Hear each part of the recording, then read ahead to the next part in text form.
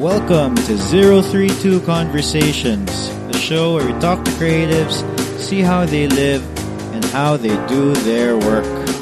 I'm your host, Carlo Villarica. Today is a very special episode for me. It's a very special episode for me.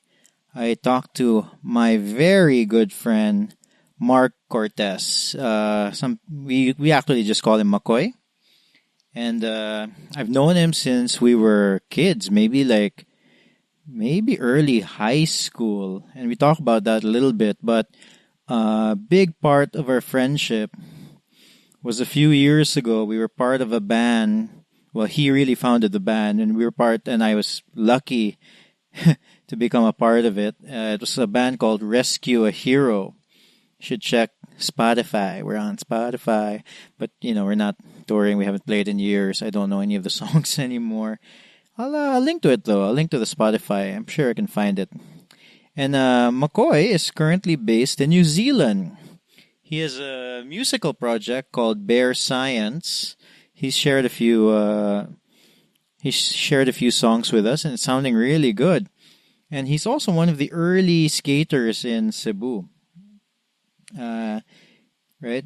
And then, so I thought it would be interesting to talk to him. That not only is he a good friend of mine, but if you noticed in previous episodes of 032 Conversations, I've interviewed plenty of people in the music scene.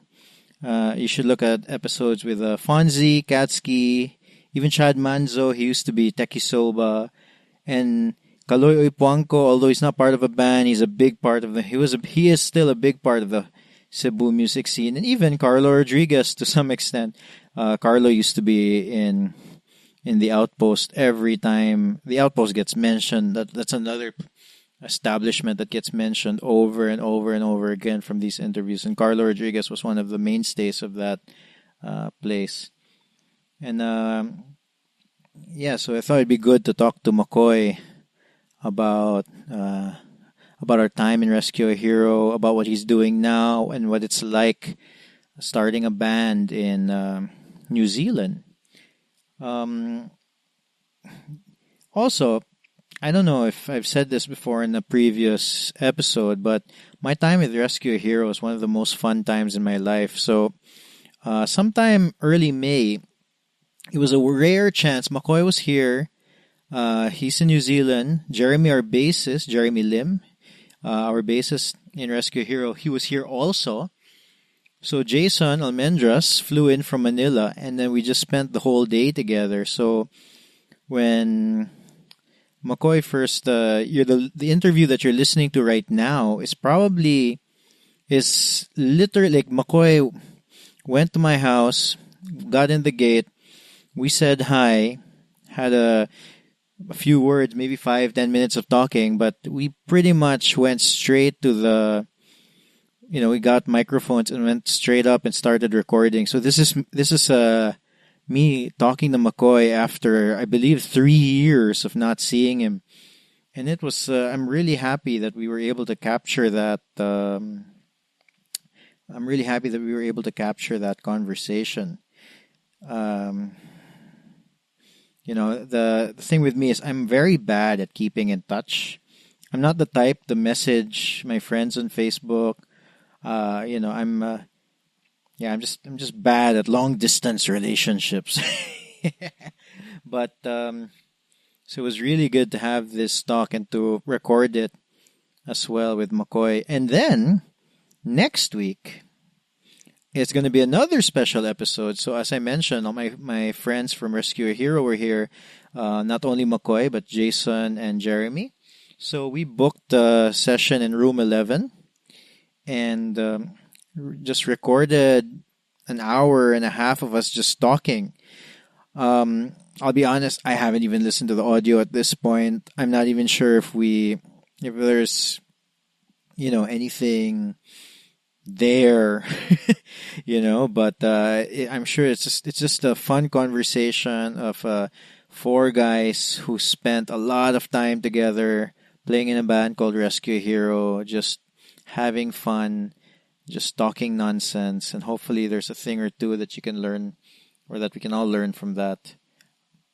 So, yeah, before we get to the episode, if this is your first time listening to 032 Conversations, make sure to subscribe. You can subscribe on any podcast app on your phone, your iPhone or Android. If you don't know what a podcast app is, or if you don't have a podcast app, go to the microphone. Hello. Hello. Okay, I think that's the cue. I think I should stop recording. I hope you enjoy this episode of 032 Conversations. Manu, say enjoy. Enjoy.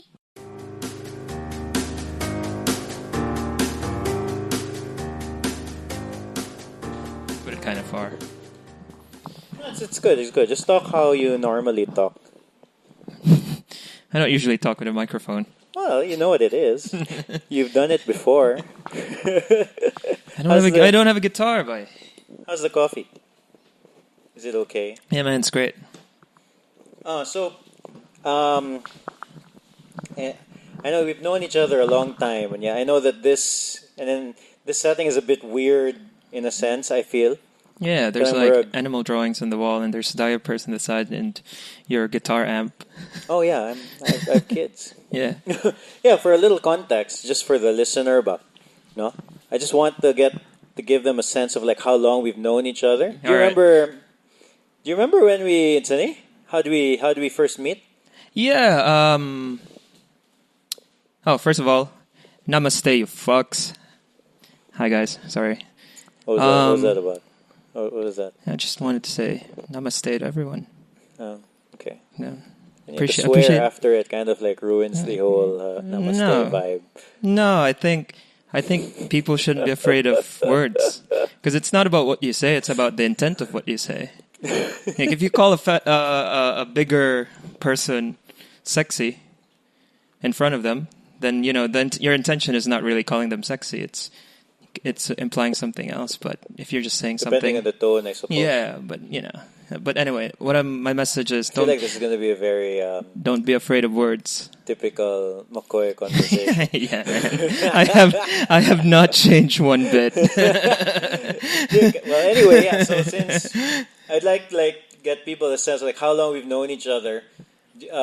Mona, do you remember? Yeah, I believe I first met you with your cousin Momo sa SM when we played Magic cards when we were 12 or 13. Yeah, Magic the Gathering. Magic the Gathering, yeah. Well, 12 or 13, I remember you had like a sliver deck. Yeah, I did. You still play? Yeah, actually, one time, so I was in New Zealand. I was like, what do I do on a Friday night? So it wasn't skating, and there weren't any good gigs, and nobody was partying. So I was like, hey. So I Googled like Magic, draft contest. Oh yeah, the tournaments. The yeah, when they open the pack and everybody. Oh, those are really fun. Yeah, so I joined one of those and I won. Ba? And I won. Yeah. You won? How can you? How did? Huh? Yeah. Who are you playing against? Like a bunch of 12-year-olds or? Well, yeah. They were. Yeah. Pretty much. Wait, so you were the old guy in the tournament? Yeah, I was that old guy in the tournament that played Magic cards, and I swear there's so many rules that I don't. There's new rules that I had to ask everybody. But the game hasn't changed really. So in draft tournaments, I still go for like big creatures because once you have a wall and a big creature, it's pretty much game over. Oh, for the draft, huh? Yeah. I'm so surprised. I started playing Hearthstone, and then lately I got busy, and yeah, I've been behind na. Like the new expansion came out, and then wala na. You know Hearthstone? No. No? No. Oh, really? Try. You can play it on your phone. It's a card game, very similar to Magic. It's made by Blizzard. Okay. So wait, isn't Magic with Blizzard as well? No, Magic the Gathering is something. Yeah, it's not Wizards Blizzard. of the Coast. Yep. I'm a nerd. No, but yeah. So if check out Hearthstone, you might enjoy it. It's like a free-to-play game. Okay. But the longer you play, then you can get gold, and then you can buy packs, or you can just spend $50 and just buy 50 packs or whatever it is. No, but it's fun. Yeah. Yeah, kana. Lingaw na siyang Hearthstone, ba? Yeah, kind of. Why? Anyway, I've been thinking about this. So to give context to this podcast, this is how long I've known Carlo. So we met in playing Magic cards when we were 12 or 13. You know, we were little dorks. And then we kind of grew up at that age where you start to like girls. So I remember I don't know where this is going. I remember on weekends by mana ko, Carl, let's go to Ayala and let's stare at the thirsty girl. Remember my God. that? No, you know what? I remember that. I never did the stare at the thirsty girl Well, you know, like thing. But you guys did. Yeah. A whole bunch of us did. And like I remember Just for context, so why was the thirsty girl being stared at? because she was really beautiful. No, but she was the girl. There was she- this oh, big she was- party. You know, remember that? Yeah. Something nights, summer Jamaica nights, Nights? Jamaica nights. Yeah, and She then- was the model sa poster sa Jamaica nights. Oh. And then initially somebody told us, "Hello, siya to." Yeah, ta mga to tagayala mo tanaw ta sa thirsty girl. And I remember like after a couple of weeks of doing that, Carl, you'd say, "No, I'd rather stay home and play Heroes of Might and Magic." And I would beg Carlo to go with me to the mall just to try to talk to the thirsty girl. And I remember, Carl, promise karon mo surya na jud ko niya. And then like fast Oh my forward, God, I remember that. and in front of the thirsty girl, like, isa ka lemonade. And turn around. Oh, wala man ni istorya. Sunod na lang.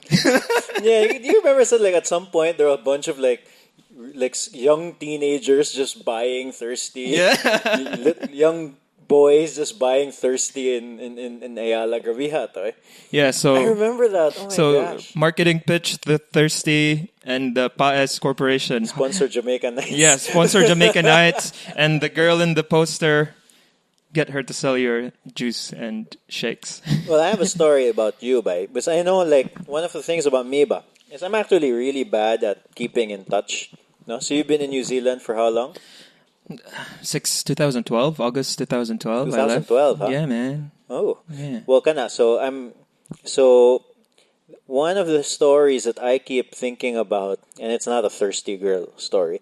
It's like, It's way more kanang- funnier. do you remember that? Well, it was also like a summer party. Do you remember that summer party in Mactan when kami Steph picked you up in the Mandaue Highway, That was, yeah. and then like you walked in, you're like, "Hey, boy, what's up?" And then kami Steph were fighting, Yeah. and then It's just a really. I remember that night. We went to see Franco, and I was like, what's? It's like being in the backseat and your parents fighting, and you're just kind of there, like, what's going on? yeah, it was so bad. Nga, kato we were there na in the gig, and then like Steph will want to say something to me. She'll tell you, and then you'll tell. Like we're right beside each other. Yeah. Like you're in between me and Steph. She'll tell you, and then you tell me, and then I go, "Oh yeah, you tell Steph that." And then it was so bad. It's probably one of our worst fights. And then I remember, and then here's where you come in. Besides being the third person in the fight, is that when we were new-ish, when Steph and I first got together, you gave us a gift. I don't know if you remember this. It was a portrait. Oh, it was a picture of you, and then I cropped like pony drawings or drawings. Oh, yeah, yeah. I think so, I I think edited so. it Yeah, and yeah, just put like heaps of ponies because I thought it was really funny. Dorky. Anyway, yeah. So and then you wrote something in the back. Yeah.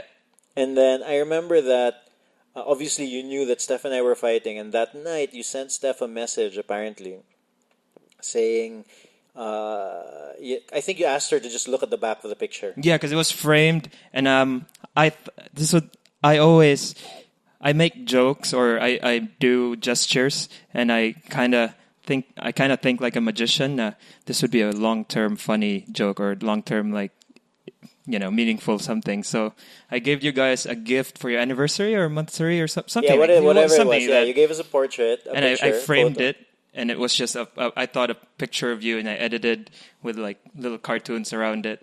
But yeah, you can't see the back because there was a frame. There's a frame. So in the back it said something like, I can't remember the exact. Do you remember the exact thing? But I think so. I think I wrote, "I hope you guys make it." Yeah. And then when Steph read that, Steph's very emotional. Yeah. So, so she started thinking about our relationship and everything. And then, I think that little gesture helped a lot, at least that evening. So I'd like to thank you for that. Yo.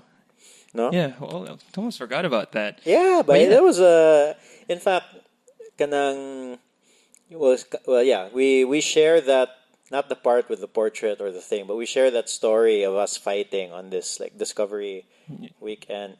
It's like a couple seminar thing before you get married and you were a sharer. No?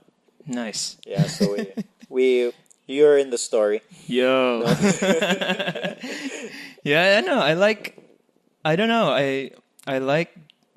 I kind of think, in a way, this would be funny in 20 years' time, so I'll do it now.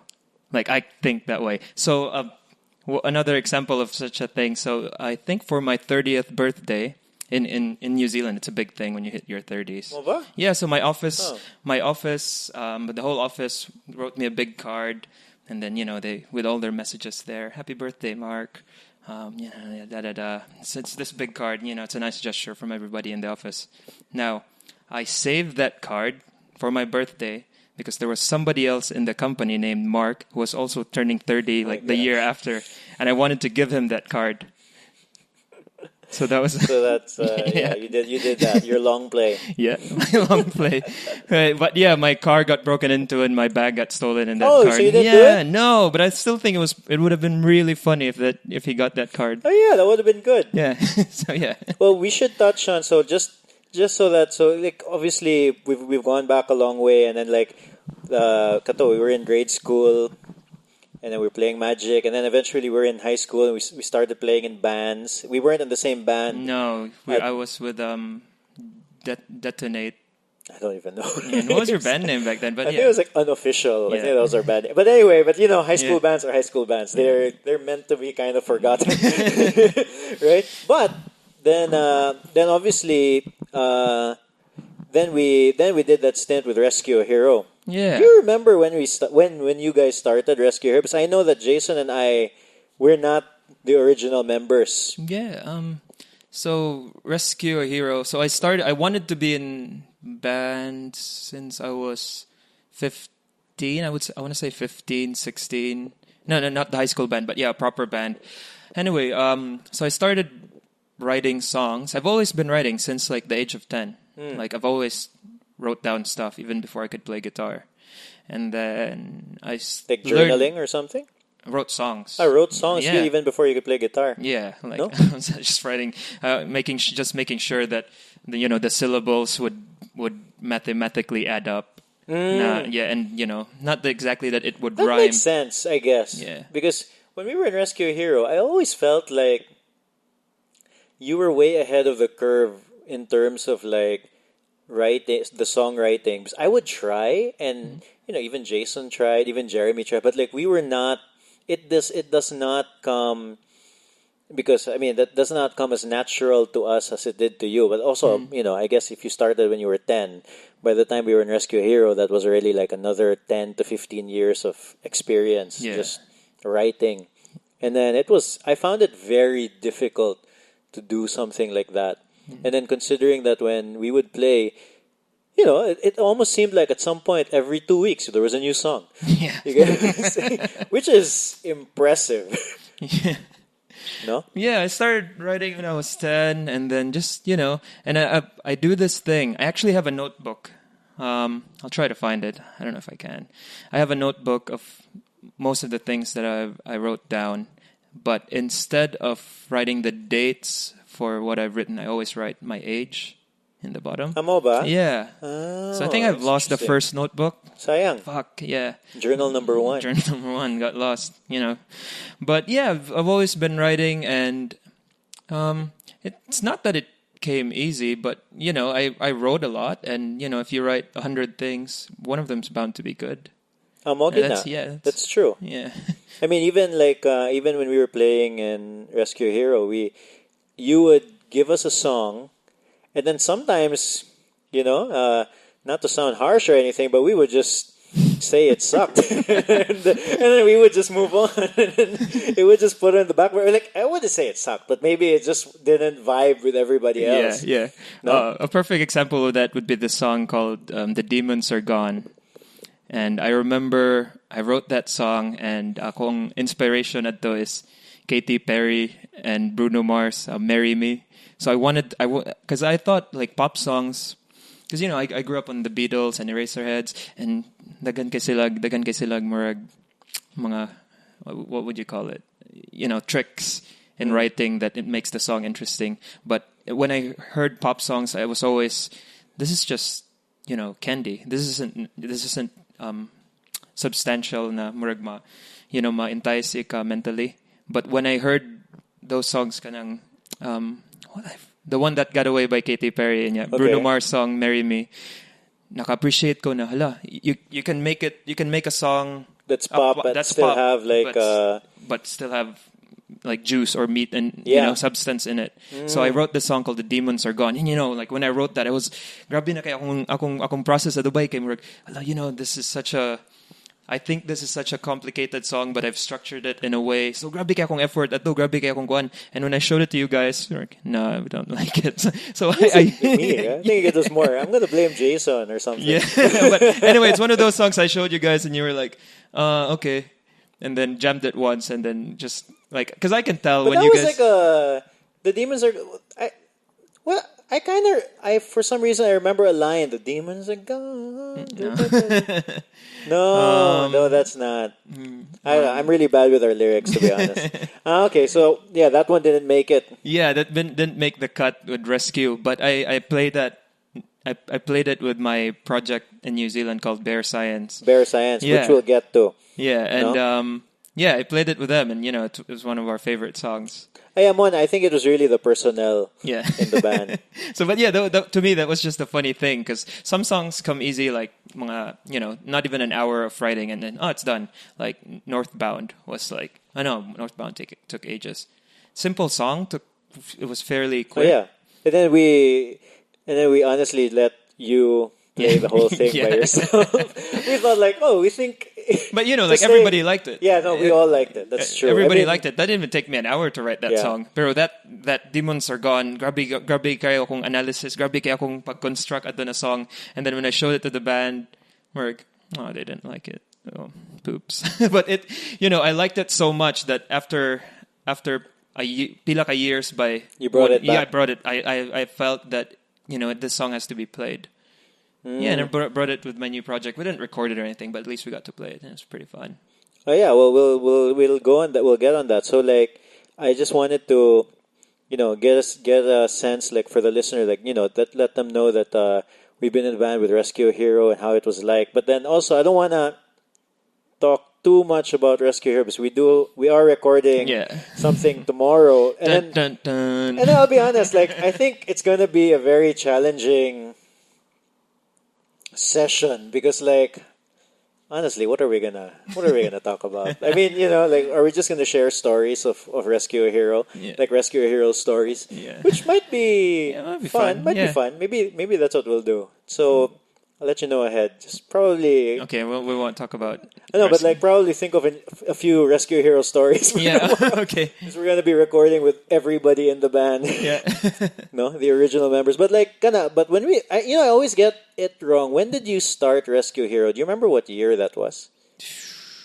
Because what I do remember was, like, for some reason, I was selling a distortion pedal. Carl, I'm gonna start a band. I need pedals. No, yeah, I think this. I actually think that's how we reconnected. Because diba, I was gone from Cebu for a while, and I came back. I was here for a while, but I wasn't playing or anything. And then somehow, maybe it was Facebook or something or Historia. I don't even know.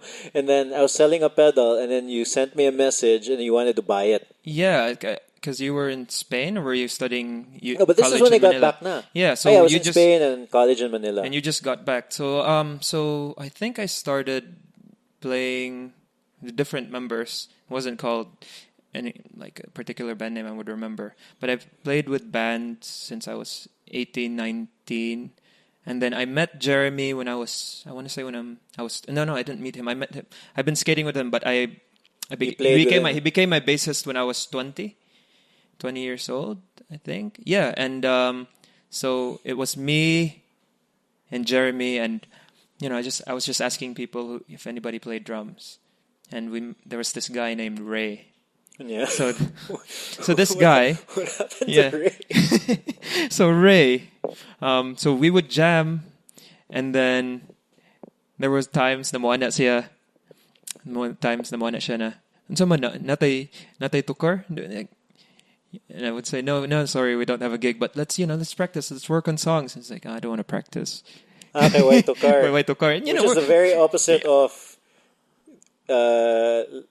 me and Jason Yeah. and Bear Yeah. and you, obviously, like, because we would practice no matter what. Yeah, like if there we were was like nothing- incubation. We were like, we were like in jamming rooms for, I would say, about a year and a half before we actually started gigging. You remember we used to take those drives to Liloan? Yeah. And then we would bring the drums. Yeah. Can you imagine how much trouble that was? Yeah, and my mom's like house where nobody lives in. That was pretty cool, though. Yeah. Early Rescue Hero incubation Yeah. days.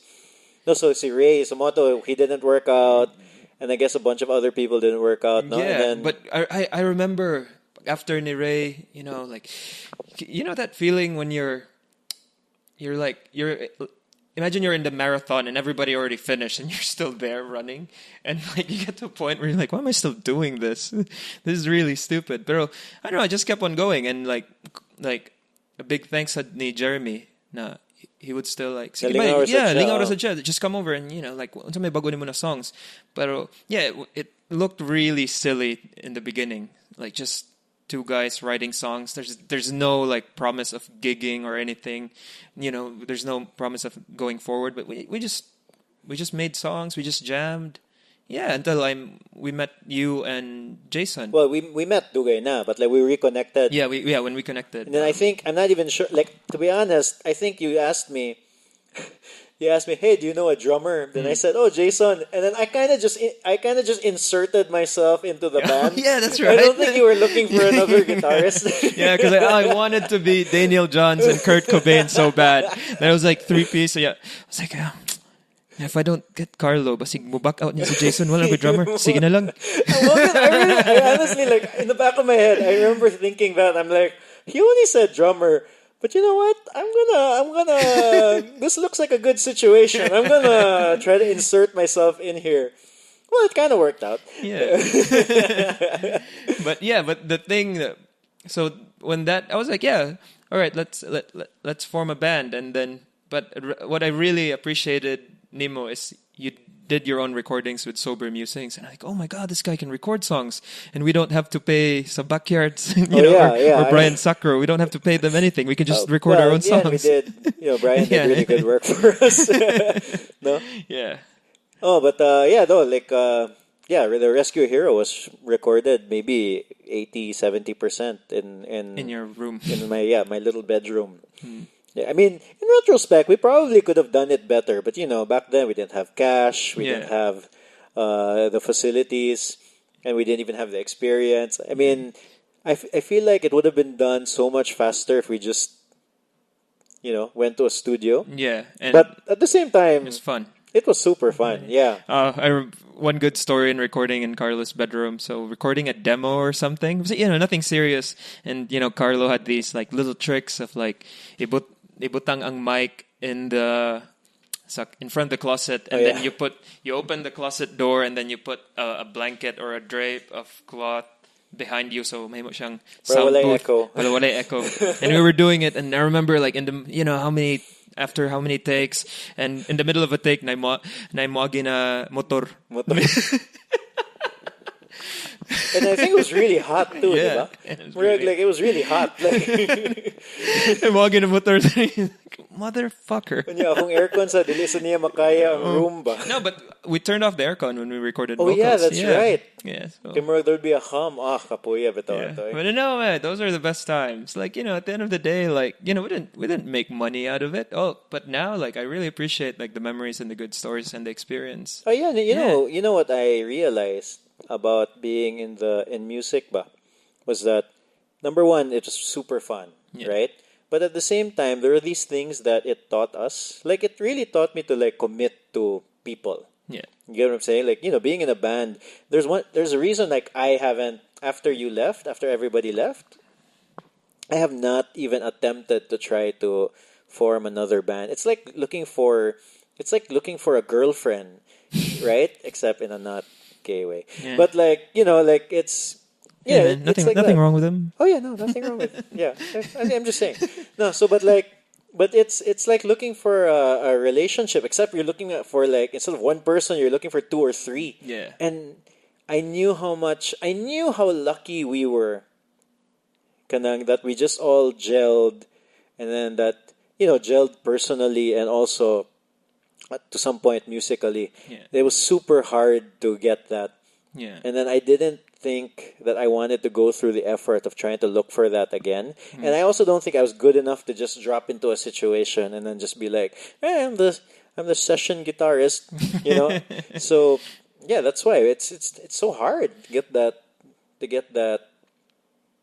That right mix. Yeah. Yeah, well, I think to start a band, number one, you need to want to be in a band. You need to want to make music or play music at the least, and then you need to find the right people, and then you need to make good stuff.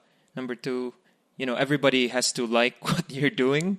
You have to like each other. Yeah, you have to like each other. Like I've been in New Zealand. I've jammed with different musicians, and they're really good musicians, pero they like metal or they like this type of music, and it just did not gel. And like musically, they're really really good. Like technically, you talk to them about the science of music, like they're really good, but when I showed them my songs and we tried jamming, it just did not work. Like, yeah.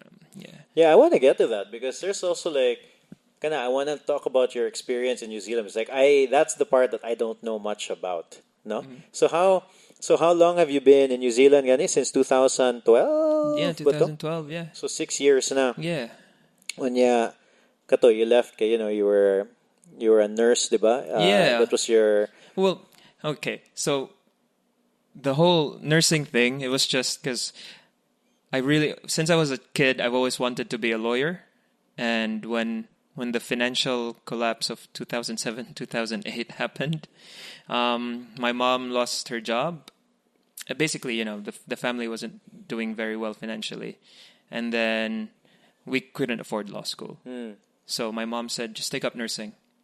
And then when because nursing at the time, grabe man to ka in demand overseas. And Yeah, but also at the same time, you took it at the time when grabe kayo kadaghang tao it was- nag-nursing. Yeah, it's crazy. And now Diba? you barely see any nursing students. But yeah, so nursing was basically just a ticket out of this financial what would you call it? Like bottom, for the family. So I did it, okay, just because that's what I had to do. And then after that, we did Rescue a Hero. And at that time, at that age, at that time in my life, I believed so much that we can, the band will make it, and we can make a living. We can be musicians, and that can be our livelihood. Yeah, and there was that drive, Jude. Yeah, well, which was, by the way, like a cause of strife within the band, because katong, I don't know if you can remember, but when we first started Rescue a Hero, we did make a deal amongst ourselves, ang lingaw-lingaw ra gyud ni, no? Which did cause some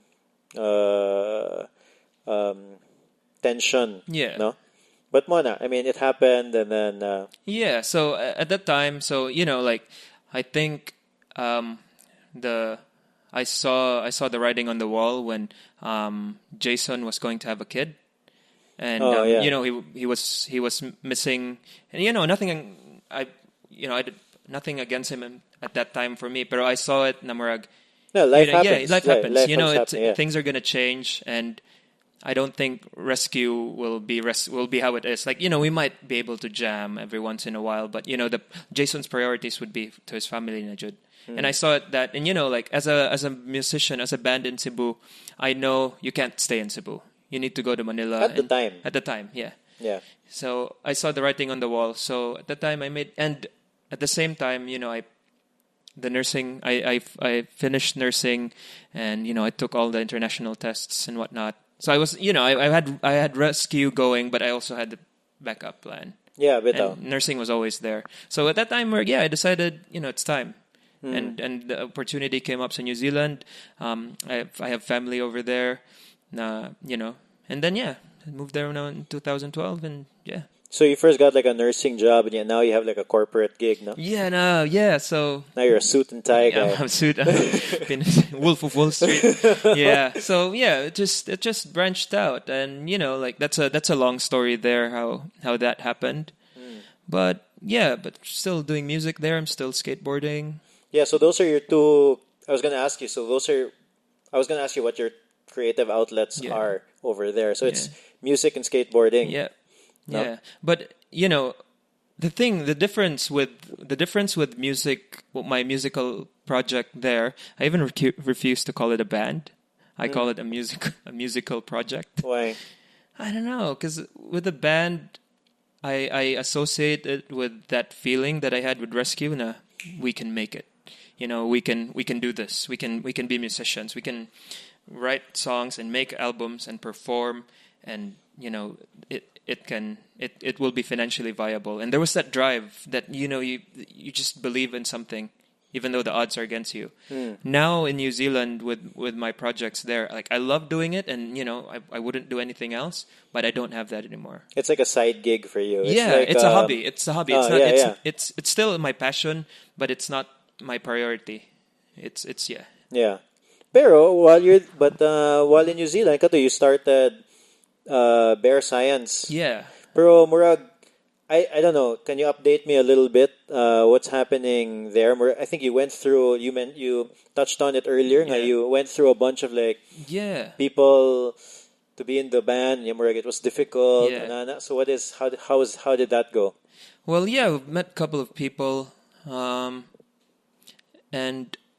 didn't work out. Didn't work out either musically or dili mi magkasinabot. Sometimes that's also one important thing with being in bands. You need to be friends. Like you can't just be you can't make it because it already is a job. You know what I mean? Like you put so much work and time into it, and then if you just treat it like a job, and that's it, you wouldn't want to go because Yeah. So you need to have fun. But I've gone through so many musicians over there. And then also you're starting at the point where when you went there, you didn't know anybody. It was just your family and kana. I mean, it's not like here in Cebu where hey, it's Starlaban. You knew automatically 5 people would come to mind. Exactly. So in New Zealand, I made handmade flyers. Oh, mo ba? Yeah, and I went to bars and asked the manager if I could post this here because I always have message boards. Yeah, I did that. I did it with the page NZ Bands or NZ Musicians. So I posted morshagistoria.net for bands for the music scene in New Zealand. Yeah, and I went to open mics and tried to look for bands. But where it all happened? Facebook. Yeah, I posted a video of myself playing the guitar, playing with all my gadgets, and I said I want to form a band. And it's one person to another. You meet, and then eventually it grows, and you meet musicians, and your options kind of. Yeah, but now you've been there for 6 years, so you have a little network of people already, and your friends and everything. Yeah. But in the beginning, mo gito, wala gyud. Grabe ba? It's you kind of start from scratch. Yeah. So pero now Bear Science, it's still Bear Science, diba? Yeah, but it's gotten to a point where my bandmates were like, we don't really care what it's called. Ah, okay. It's that vibe. It's not this entity that we collectively it's just something believe you put in. at the poster when you guys have a gig. Yeah, exactly. So you found band members na good. Yeah. So these are the ones that you found through Facebook. Yeah, well, from one person to another. I've gone through several drummers and several guitarists, and I'm like, I only had this once in the Philippines with Ray. Karon grabe kayo na yung turnover sa What do you mean once in the Philippines with Ray? Na, I met a musician na wala may nagkasinabot about the direction of the music. Okay. Yeah, and then we linked up, and rescue happened. But yeah, in New Zealand, I think well, since it's a hobby, it's not my main priority, and it's just an outlet. But in saying that, I feel, aside from the fact that I have experience now with being in a band and songwriting, I feel now that I'm at this point, Namarag, it's cool. It's like Neil Young cool. What do you mean? And Bob Dylan cool. They're still doing it.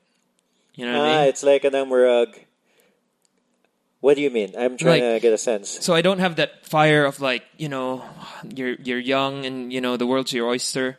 I'm at this like point now where it's an old horse just going, carrying a carriage. You have a little more kanang murag, that confidence and like the slow path to just doing what you want to do. Yeah, and there's beauty in that. Yeah. There's beauty definitely. there's beauty in the fiery passion of a young musician, and there's something really commendable about a guy who's been doing it for so long and he's still doing it, like Neil Young. That's how I associate it with. And yeah, so I'm at that point where I'm not gonna change the world with an album or anything like that, but I'm just gonna keep on writing music. Oh, but also I think okay, let me try to say it in such a way where it's like it have a clearer picture in my mind. Like when we were young, it was like, oh, we need to get this attention from this person so that we need to play here. Yeah, we need to play here, Yeah. which turned out to be Outpost, which was awesome. Yeah. No, but but now now you can go there. You're very comfortable sitting down and then just playing the music, and then you know what you're doing, like. Yeah, you know what you're doing. Yeah, you know what you're doing. Exactly. So when we were starting out, I was like, who do we talk to? How do we go there? I remember the first ever Rescue Hero gig was an open mic night in Outpost. No, that wasn't the first Rescue Hero gig. It was, we've had the first gig. At the Shack. At the Shack. Ah, no, yeah, but the true. first one in Outpost, Maro pagid kay ka. Kaya you told us, bye, we got a gig in Outpost. and then we were like, oh my God, bitaw, grabe ha, Outpost na gid, naka-Outpost na gid ta. When you open mic, ready ito. Yeah. But after that's what got the ball rolling for us anyway, diba? Nga we got so many gigs. Yeah. Basically became regulars there. Yeah. But yeah, I remember telling you guys we have a gig, but it was really just an open mic. Now, acoustic singer-songwriters go up there with the mic. Yeah, at that time, we just brought our whole gear there and played. Oh yeah, played there. though. Yeah. Yeah, but there's and then yeah. So now, bro, so what's it like in New Zealand when you guys play music? So now it's all right. So April, May. All right, what's everybody's schedule? Yep. Okay, so I can call this bar, book it, pilaman. How much do they want? All right. So you'll pay pa. Yeah, you need to pay the venues over there, but then you get door coverage. Okay. So yeah, you're more or less most of the time break even. But yeah, you know what you're doing. And okay, so what's everybody's schedule? Okay, so let's set a date in the end of May. All right, let's practice 4 times before that gig. Yeah. So yeah, it's very Excel sheet, and then people will cancel. Oh, okay. So all right. So I still have these dates where everybody's free to practice. Can you make it? All right. I ring the other guy. All right. Yep. So he can't make it this day. Can we move it to this day? Because according to your schedule, you were free. No, grabe no? Yeah. Because here in Cebu, it was like, at least for us, for Rescue Hero, it was, all right, bye, jamming ta, Tuesday morning. Yeah. You would jam. And then, natay gig, huh? Like, you would, Friday in so-and-so. Sometimes you wouldn't even tell us the time. You would just be like, all right, we're here. Yeah, no, I think at this point, because everybody has jobs, our drummer now, Jimmy. No, I mean, to be fair, if we were doing that here in Cebu, it would probably kind of be similar. We just don't have that much time as we did before. Yeah. But yeah, so you're in New Zealand. In New Zealand, my drummer, Jimmy, has a kid. And, he shares custody with his ex-partner.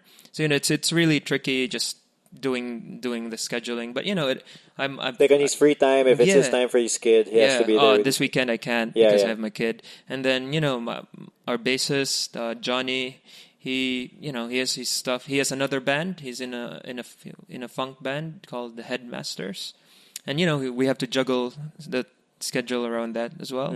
Yeah, and I have my full-time job, and I skateboard, and sometimes I go on trips with my skate friends, and since last year I met Amelia, and I need to spend time with her. So it's really hard to juggle. Yeah, so happy you have a girlfriend. Yeah, man. Which we won't talk about. We'll talk about it off mic. All right. If you want to say. No, but so Murag, so grabe ka scheduled, and then Yeah. so like, but once you do have that gig, so that's one difference already. You're already booking you're booking it. You have to pay the venue, and then but you can also charge entrance fee. Yeah, and No? like the bare minimum. Yeah. Like especially for bands like I said, nobody knows that plays on a Thursday night. Yeah. Yeah. What's the bare minimum over there? Like $5. Okay. It's the smallest note. Really? Yeah. Oh, okay. And then so what is it like actually playing live there, like compared to here, for example? Very. I know.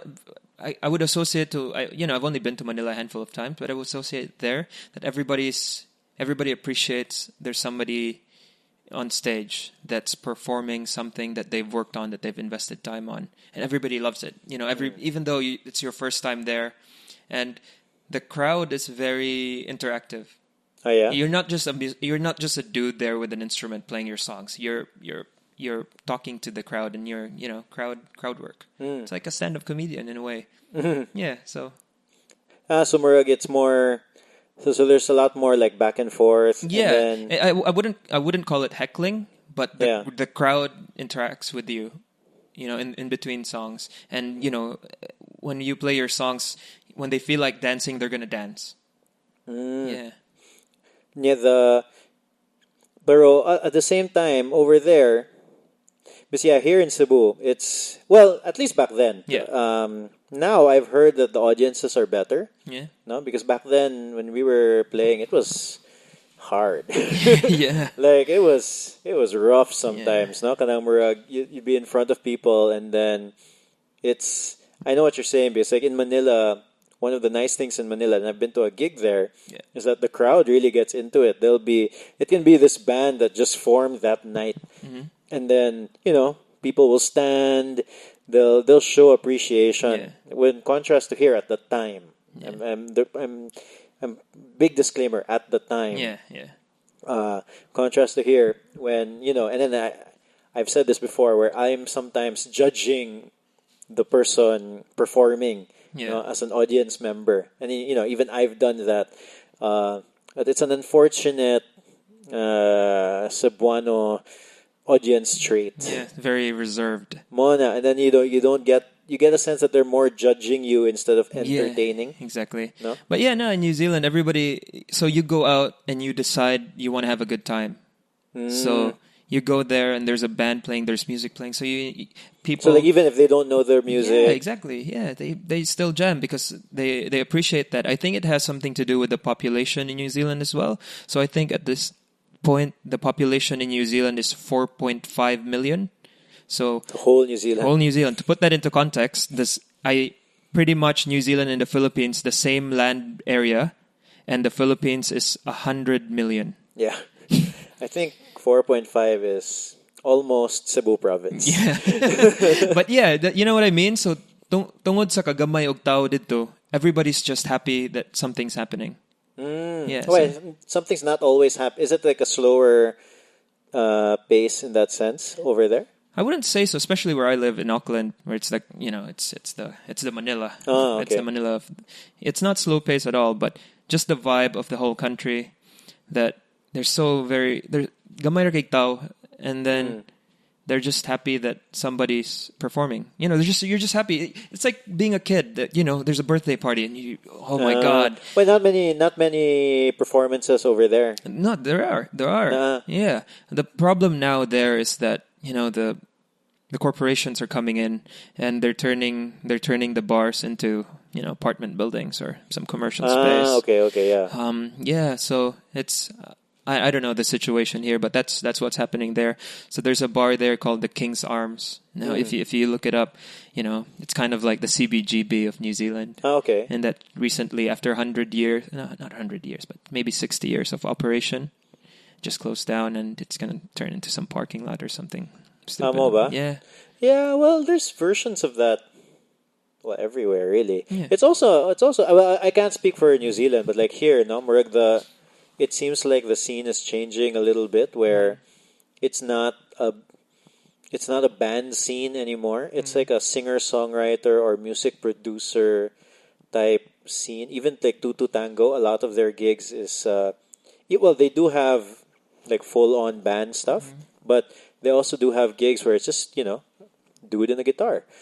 And then it's just changing. It's not that it's better or worse. It's just that it's different from before, where there were bands everywhere. Like in Cebu, there were, back when we were performing, there were nights we had 2 or 3 gigs in the same night. Yeah, that's it was crazy. We kind of blame you for saying yes to those gigs, by the way. That was kind of draining. Yeah. Always say yes. Mossad, no? But yeah, no, at that time, even though we weren't really earning anything, we weren't earning money being in rescue. I was really, every time we got offered a gig, I never had a thought of, di ko ano nila eh. It's like, can I say yes? Can I say yes? Like, yeah, we've went to some gigs. So well, we'll probably touch on it tomorrow. But like, we went on some gigs nga murag, katumurag like heavy metal, kaya siya nga gig like, and then like, we're next. Yeah. And then we just own it. We'll just be like, don't be so sad. We'll just own it. We're like, you know what? We'll play our slowest songs. Yeah, no, I've always big thought F you to the crowd. I always thought there was very punk rock about that. About Actually, in a way, it must be a good. Honestly, Yeah. like I did feel like Murag, we sort of in our own way, we sort of didn't give a shit. Yeah. Ako jung one of my, it's not a regret, but I kind of frown upon the thought that we never got to play an SRA gig. SRA, the hardcore scene of Cebu. Hardcore. I really wanted, because I go to their shows and it's so I don't say violent, but it's so so much energy, and they mosh pit, and then the windmills and the circle of death. We wouldn't fit that. But I would have loved to play that gig. I would have loved for them to do that, and like, anyway, here's a love song, you guys. Well, that's probably why they didn't ask us. No? Yeah. So, bro, like when in New Zealand, how do you get the word out when you guys perform? Facebook. So I've always wanted to quit Facebook because I'm just over it.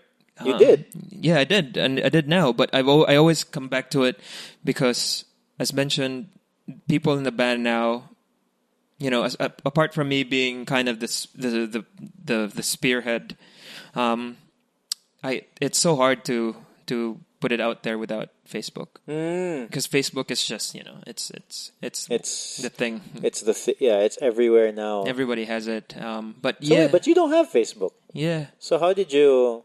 So now I'm at the point now where I have enough network.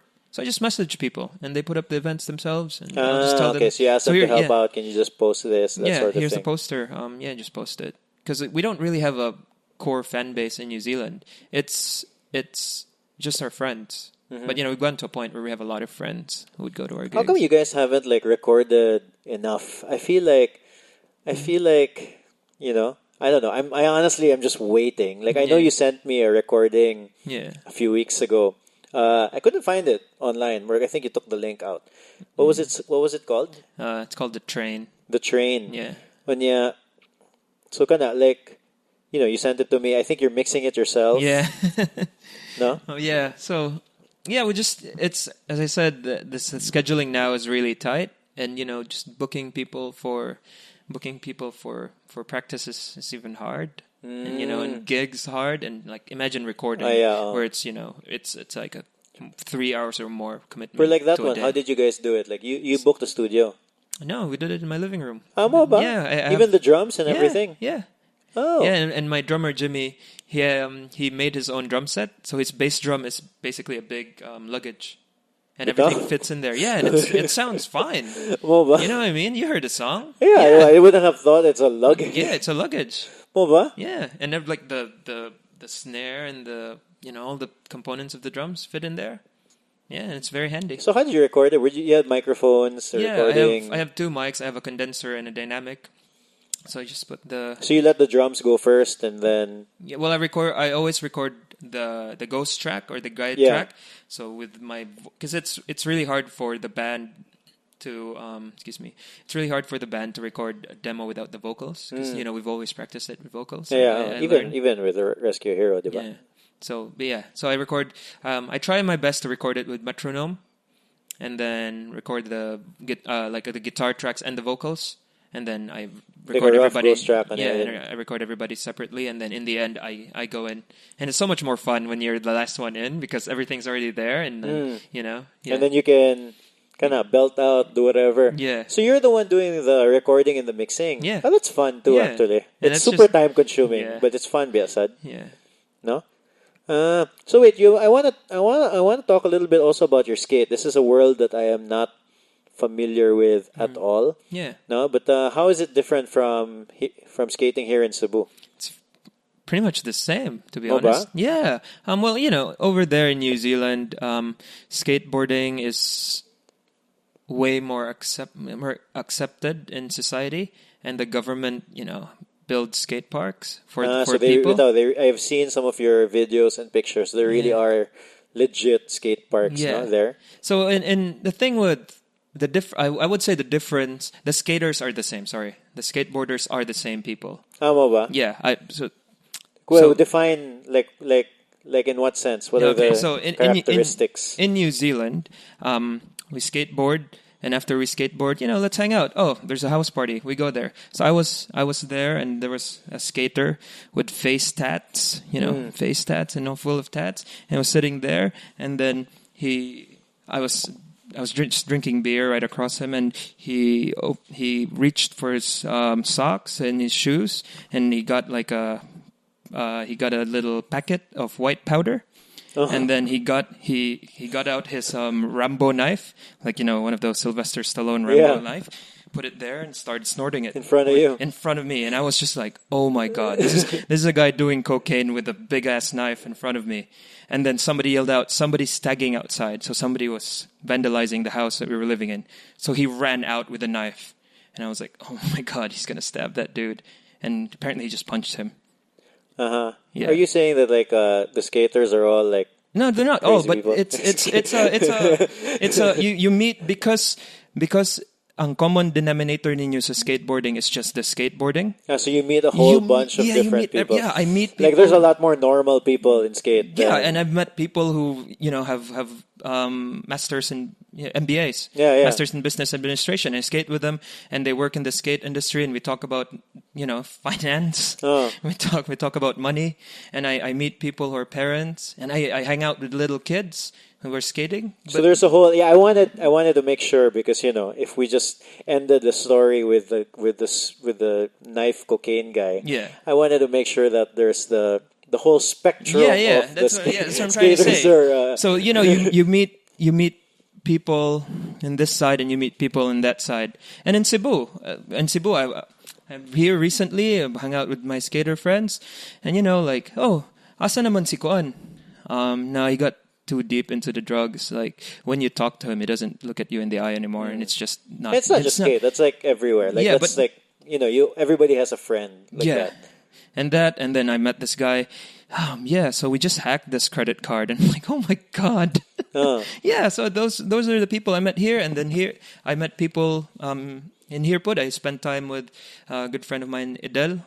Idel Tripiana. I can't say. No, so Idel says Strap. Shout out Strap.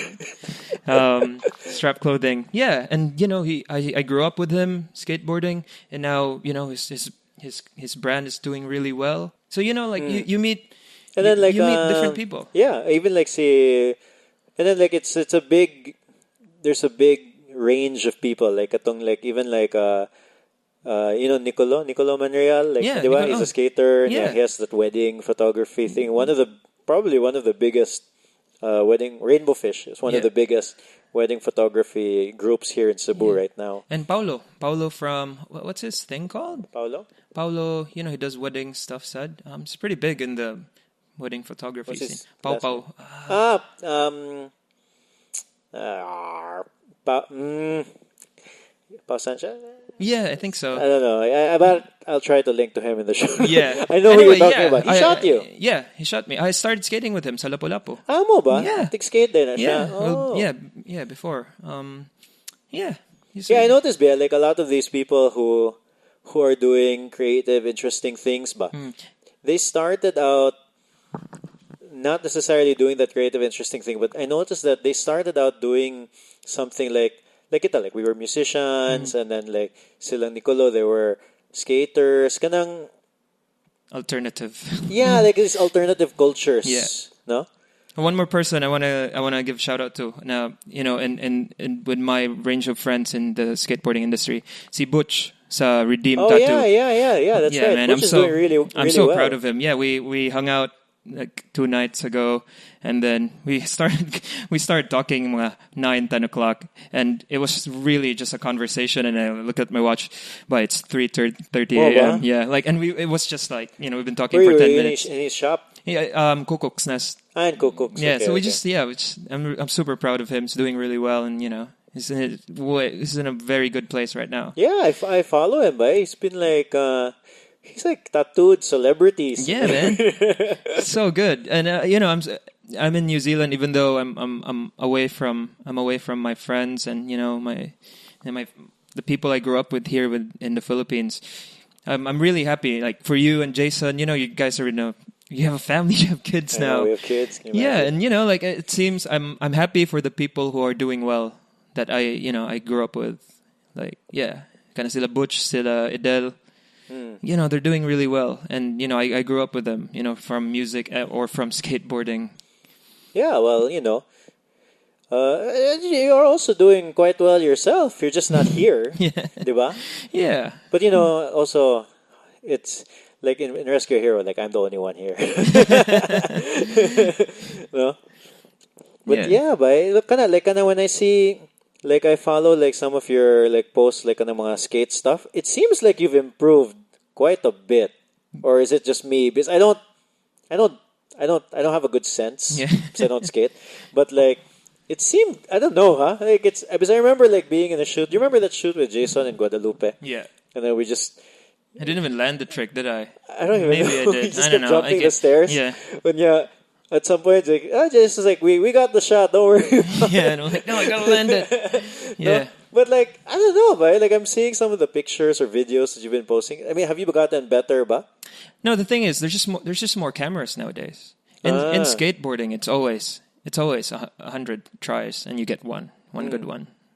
It's always this. You just it's like the champion runner or swimmer that does 800 laps for one lap. Contest lap. Yeah, it's like that. It's like that with skateboarding. There's so much time into it. It's not like the videos you see na ang imurang makita It's the highlights. the highlights, yeah. Pero like you've in your time in New Zealand, you don't think you got better? I'm older now, and I have more control over my body, I guess, and I kind of know what I'm doing, and like you know what you can and can't do. Yeah, and I'm when you're a kid and you're just walking awkwardly, like I'm a person now who walks, Yeah, I kind of have my own style now, as if before I was just kind of learning how to walk. Yeah, I guess so. Yeah, I guess that's How long have you been skating? since I was 15. 15. Yeah. But So it's really, it's not like there now, you're 15, but you've been skating all 15 years. Back then, when I started out skating, if you break a board, you can't buy. you're done. Yeah. You're done. You can't buy a board in Cebu. So you need to wait for somebody who's gonna hand down a board, and you need to buy it secondhand, which will be shit quality, or you need to go to Manila, which at the time, 17-year-old kid, you don't have money to buy anything from Manila. Yeah. So there's a big gaps in my skateboarding. In your skate history. Yeah. Yeah, because even when we were in Rescue Hero, I don't feel like, or I don't know, it didn't seem like you were skating all that much. I mean, you were, but like, it didn't seem like you were doing it like all the time. Yeah, well, I realized that I have three phases in terms of like doing stuff. So it's either I get really into music, so I tone down the skateboarding and everything else. I get into skateboarding, so I tone down the music and focus on the skating. That's usually if there's a skate video project, or I'm hyped over something, and there's video games. Oh, Hearthstone by Hearthstone. Diablo 3. Oh yeah, I don't know. I'm trying not to get into video games anymore. So I go is through it like those that waves. in New Zealand for you? Yeah, so now I'm in my video games phase, unfortunately. Well, you'll shift back to the other thing. But when I sent you a message about the podcast, no, I always ask everybody like, what's something you want to talk about, and then one of the things you said was kind of what has changed and what hasn't. Yeah. No, what do you mean? Like Cebu, like I when I left, Cebu was back then how I left, and then I came back now. Like mawa na ko ba? I don't even know which is which, because the landmarks that I associate with certain places are gone, and there's just so many apartment buildings, and development here. Yeah, just so much development, and on one side I'm really happy because I can see Cebu has progressed, but at the same time there's just so many people and the traffic is so bad, but it's developed. It's overall it's been a positive change. That's why I don't far. drive. Well, I try not to drive as much as possible. Yeah, Cebu should get on that bicycle path thing. Yeah, I don't know. It's frustrating to think about it, honestly.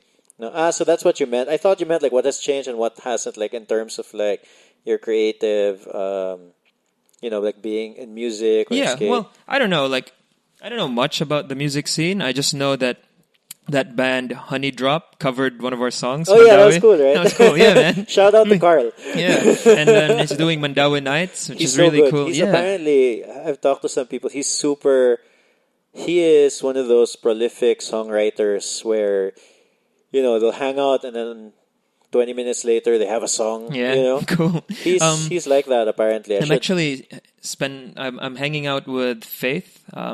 Faith, my old backup singer in my solo project here, and Mike, and I asked Faith if she could invite Carl with dinner for us because I want to meet him because he seems like a fascinating dude. He's cool. Yeah, I should have him in the pod. There's still people doing it, and it's just changed in a way, but there's still people making music. And there's a lot. But honestly, for me now Cebu, there's so much good music coming from Cebu right now. Yeah. Honestly, like Waibinong. So much good music, another person that I like to listen to is si Vincent Echo. Have you heard of him? No, I've seen his posts around, but especially now I don't have Facebook. Like I don't really, unless somebody sends me a link. Like listen to his music. His music is good. Yeah, okay, it's super good. I don't know if it's your type. I suspect it is. It's not like Ed Sheeran. No, I wouldn't put it. I wouldn't say it's like Ed. What's it? Ed Sheeran? I wouldn't say it's Ed. I wouldn't say it's like that. It's more. To be honest, he kind of reminds me of you, but more popish. More like because you had a bright eyes. Yeah. You have like a little bright eyes in your DNA. Yeah. No. No. Him is not. He doesn't give me that sense. At least when I listen to his music, but he's super good. No. Can I also the other thing that you sent me is like trials and tribulations. Yeah, and I think we touched base with that with like overseas, starting there from scratch, basically. Yeah, and it was just a long way, and I don't want to go into the details of what exactly happened, but yeah, basically I started out there as a caregiver. I started out looking after aged people and you're like in a rest home. Rest home, I started out there, and the strongest memory was me helping somebody toilet. Oh, that sounds rough. Yeah, and the toilet didn't have windows, and it smelled and it was disgusting. And as I was doing that, I remember like hitting the pause button and telling myself, you gotta move forward. You can't do this for the rest of your life. Yeah, and from one job to another, So what did you do? Nag-apply lang? Ano? Yeah, well, Okay. what happened was I started applying online for nursing because basically I was working on my nursing certification while I was doing that because you kind of have to go to school a little bit. So I did like a postgraduate degree, and I can work part time as a student. So I did that. I did the caregiver job. So it's very blue collar. Yeah. It's a very manual job. And then I did that, and then I got my certification. I became a nurse, still doing that sort of job. I remember the worst thing that happened to me was an 84-year-old man beat me up. Mo ba? Yeah, he had dementia, and at one point I don't know what got into him, but yeah, he just got into this spell na violence. Yeah. Anyway, he just started hitting you. You all of a start hitting sudden. the staff, and since you're the nurse, you're the registered nurse, you're kind of in charge. I tried to stop him, and he was assaulting the manager, and it was a lady, and to me, I was like, no, you can't do that, and he punched me in the throat, and I was Mo like, ba? yeah, Whoa. oh, it was really gnarly, and I worked in the same industry in geriatrics. I worked as a nurse night shifts for a whole year, but since I was doing my passion projects during the day, because nobody's available at night. Yeah. I was playing music and I was skateboarding. What I did was I sacrificed sleep. So for a solid year, I would say more, I slept like 3-4 hours. Mo ba? Yeah. Madaoy. Yeah. So at that point, I noticed myself in traffic lights. Dili na ko snappy. Like, mananay mark 3-second na lag. And then it would green and the people would honk at me. And I was like, I didn't, I was just tired. I was just stressed out. So I decided to leave nursing and go to insurance. So started out from the call center jobs, insurance, became senior medical consultant. Because I had insurance experience and a nursing medical background, and now I'm claims investigations for Like the same industry. Yeah. But I Sort of. work for one of the big banks there now. Yeah. So that's like a totally new job. Yeah, but the progression of what I did in my experiences over there kind of just led me to that. It just makes sense because I have, I have a medical background, so I can verify medical documents. Yeah, that's right. Yeah, and then I have insurance background because of that call center job over there.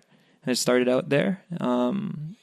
So yeah, now I basically do investigations for insurance claims. And the whole time you're doing your music, your skate. Yeah, and it's really funny because at this point, I would consider it like a grown-up job. I wear a suit to work. Serious? Yeah, and like they're paying me way too much than I need because my lifestyle is still. I just want skateboards and guitars. So in my job, people complain that this is not enough. They need to be paying us more. I just nod and kind of but they're probably sure. just spending too much. Yeah, they're buying Audis and they're buying luxury cars and they're buying boats and houses. I'm just buying skateboards and I have a nice like guitar setup and I'm fine with that. What's your guitar? I have a Fender Strat. No way. Yeah, man, Strat. I have a Strat now. Sunburst. Yeah. No way. That's like my dream guitar. Yeah, man. So yeah, it's funny now because. I'm in a position now where it's comfortable. I wouldn't say I'm rich. No, but you have what you need. I have what I need, and you're not spending. You're not going in the red because a lot of people they get, that's what they always think. Good, it's not how much you make; it's how much you keep. Or it's what you do. It's not what you have. It's what you do with it. Yeah. So I'm happy. I've thought of it, and I've had this conversation with people over there. What if you won the lottery? What if you won the lottery and money is just not a thing? No, it's not a thing anymore. Like, you're at that point where money doesn't matter anymore. You can literally do whatever you want. You won the lottery.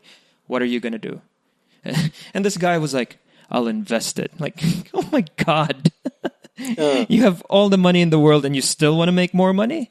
And he was like, yeah, how about you? What do you do? Well, I've actually read up on it. First, I would get a lawyer, I would get an accountant, and I would put the money in the trust. So I've already researched all of that for fun. Okay. I know what to do when I won the lottery. When you say put it into a trust, what does that mean? Because when you win the lottery, a swarm of charity organizations is going to ring you. Amo ba? Yeah, because I don't know why they know that. Maybe, Okay. Yeah, but you get all this. So what you do, you don't have the money in your account. You put it in a trust where you only have access to. So in that way, it doesn't get taken away. Nobody can touch that money except you. Okay. So it's just not a legal loophole, but it's just more protection for your. But anyway, for fun, I've researched this thing. But going back to my story, somebody asked me, "How about you? What do you want to do if you actually win the lottery?" I said exactly the same thing I'm doing now. Mona. Yeah. Yeah. Because there's no reason for you to not do what you want. Like even if like you are a prime example of like you are somebody who has a demanding 9 to 5 job. When I say 9 to 5, it's probably not even 9 to 5. But what I mean is 7:30 to 6. yeah. What I mean is it's wow, really? Yeah. Oh, okay. So, but you do have a demanding job, but you're still able to do. It does not define you, Yeah. diba? It doesn't define what you do, and you're still able to do the things that fuel your soul, which is the music, the skate. Yeah.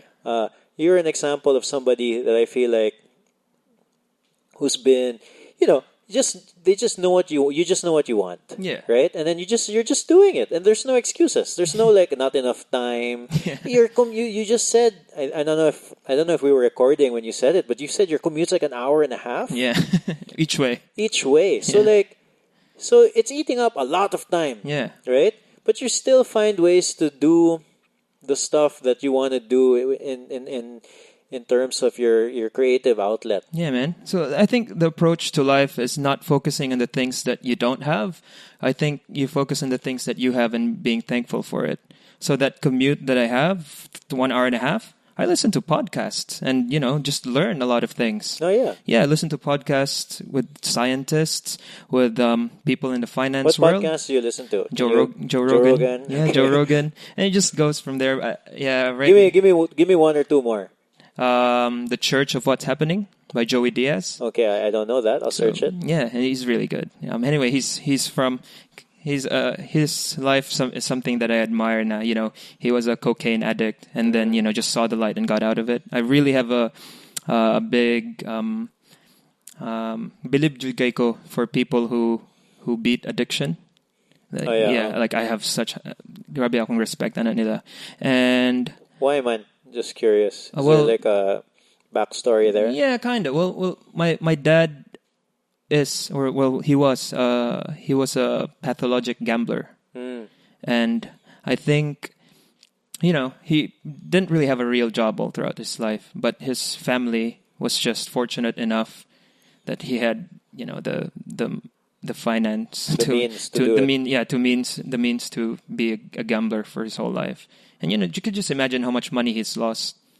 And I didn't really see him that he was happy. I remember when I was 10 years old, na involved siya sa High Alay. Remember High Alay? Oh yeah. The numbers. The I numbers. think that's still happening. Is it? Yeah. Oh well. Anyway, yeah. And we were. I'm not familiar. Besides, I'm not gambling. But yeah, I'm pretty sure it's still yeah. So happening. it's people in the hood, gambling for numbers, and then there's a game, and then at the end of the game, the last 3 digits of the number, mo siya the number, and if you bet on that number, you won. Yeah. Like 50 cents becomes 300 pesos, Yeah. and it goes up. And I would see stacks of money in the house, and I was 10, I was 9, I was 10, and I saw it, and there's so many people in the house, and just dealing with money, and then I would see cops going in the house asking for money. Yeah, and it got to a point that the operation's gone too big that people noticed it, and my dad went to jail. So he was the Financer, or the person doing the I don't know the terms. yeah. Man. He's Like, the big dog. Okay. That's it. Yeah. And so I think he was addicted to gambling, and then he never got out of it until the point now where he's on his way out, and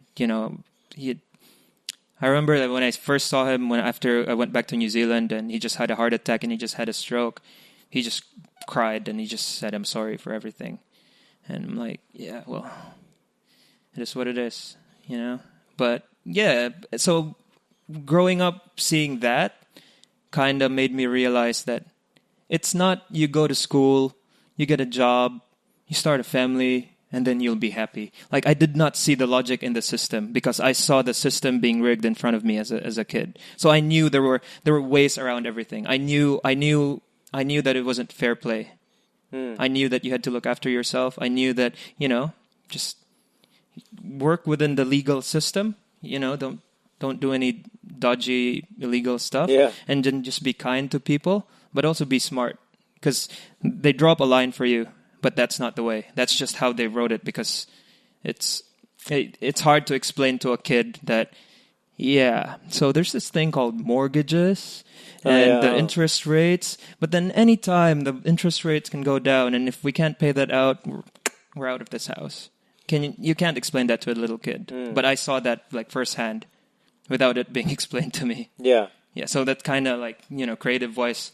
There's... Hey, I'm not really good at guitar. How about if I write my own songs? It's just the same with skateboarding. There's this thing. There's a rail. There's a box. There's stairs. Most people would look at it. Oh, stairs, hagdanan. We go up and down to it. No, as a skater, no, you can do a flip down it. You can do a 180 down it. Well, it's like hacking life. I'll try to rephrase what you just said. Yeah. Just because everybody is doing something a certain way doesn't mean that you need to do it like that also, right? So, because, you're right. When we were growing up, it does seem like people give you a formula. Yeah. But the truth is, that formula doesn't always work. Yeah. No? And then, also, that formula may not be for you. Yeah. Diba? Yeah, and then and then you're honestly one of my friends who veers away from the norm. Yeah. Intentionally.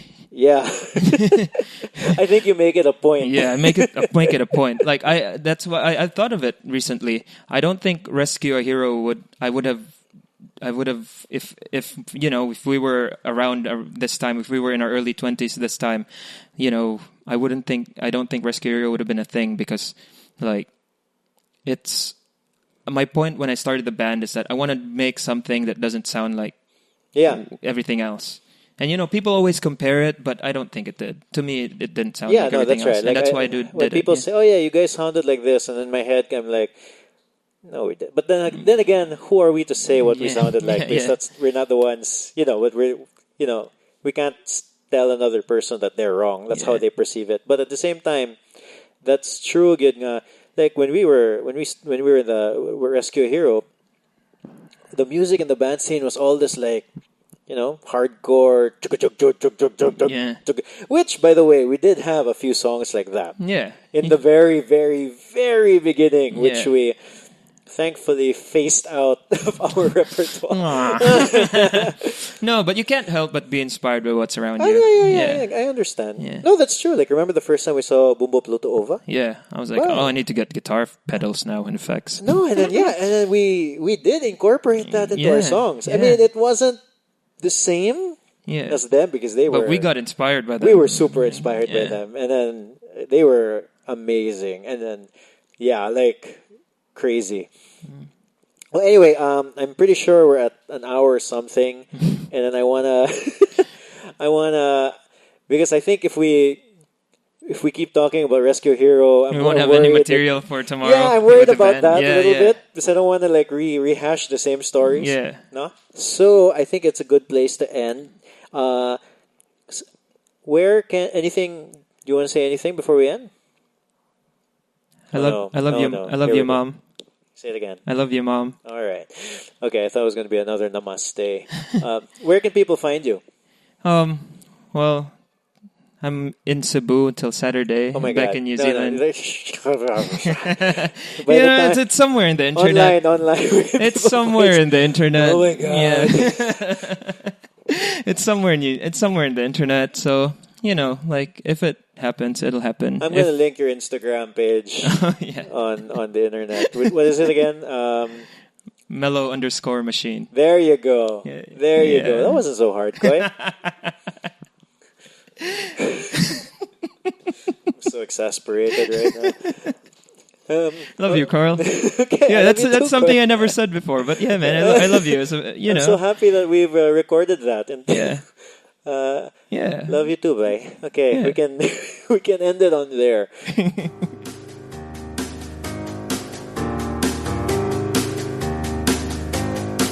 I hope you enjoyed that conversation with Mark Cortes.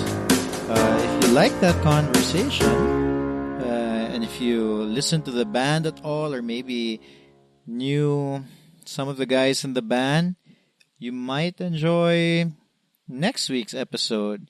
So, which is going to feature everybody from Rescue Hero. So I'm going to be in it. McCoy is going to be in it.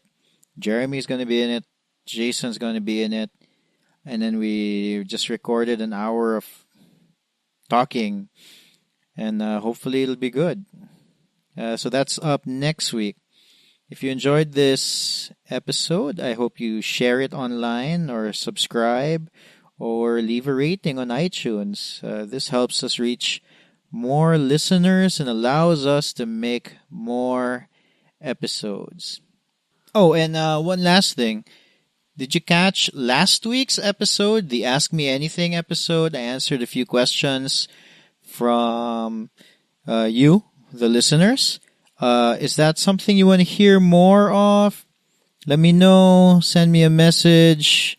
You can tweet at us or email us at info@032.com, or you can tweet us at 032cebu, or send us a message on any of the socials. Did you enjoy that Ask Me Anything episode? Is that something you would like to hear more of? The music from this podcast is Piano March by Audionautics.